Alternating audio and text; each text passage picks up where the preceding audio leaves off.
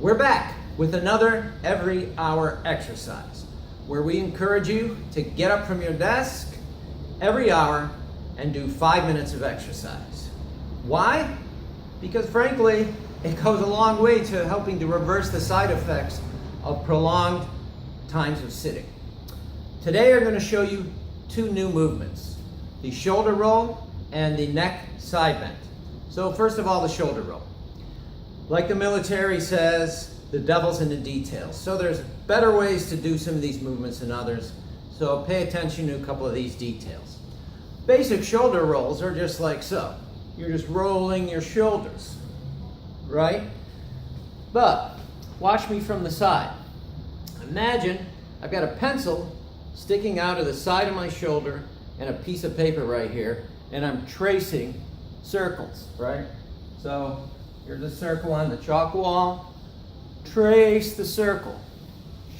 Notice I'm not slumped over as if I'm sitting at my desk. I'm nice and tall, I've stood up, and I'm doing some shoulder shrugs. Nice and loose, breathing. Make sure you go both directions. Do as many as feels good. Second detail is the elbows and keeping it in the shoulders. Often, when people do this movement, they'll start bending their elbows. Some almost throwing their arms up. Let's take all that out. Imagine you've got heavy weights in each hand, and you're just moving from your shoulders. Nice smooth circles, reverse direction, like so. So that's shoulder roll. Now, the neck side bend. Put simply, neck side bend is just taking your ear towards your shoulder, like so. So let's just stay on this one side right here. Detail number one though, remember, devil's in the details. Whichever side you're bending away from, that shoulder needs to stay locked down. So if, for instance, you're bending this way and that shoulder's lifting up, you're really not accomplishing anything. So keep the shoulder down. Sometimes when you're first learning this, you might even have to put your hand there as a reminder. And bring your ear towards your shoulder. Number two, as you're bending, move your chin away from your shoulder. So if I was to take one finger here and one finger here and bend sideways, it would be like I was pushing here to bend and pushing here to make the chin go that way a little bit. So it's a subtle thing, but you'll feel the difference once you do it. Bend, bend, to the other side. Breathe easy, and nice tall posture. You stood up from your desk, you're doing a side bend. Number two, if you're having trouble keeping that shoulder down, I recommend you use the wall. So keep the shoulder locked down, pin your arm against the wall, and then do your side bends.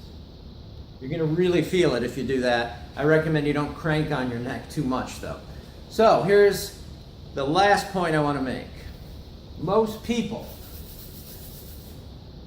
and here's my stick person, most people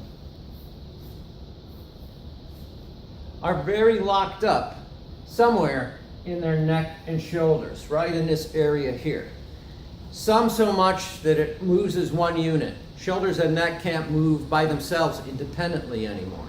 Matter of fact, some people will use their neck to breathe, use their neck to lift things.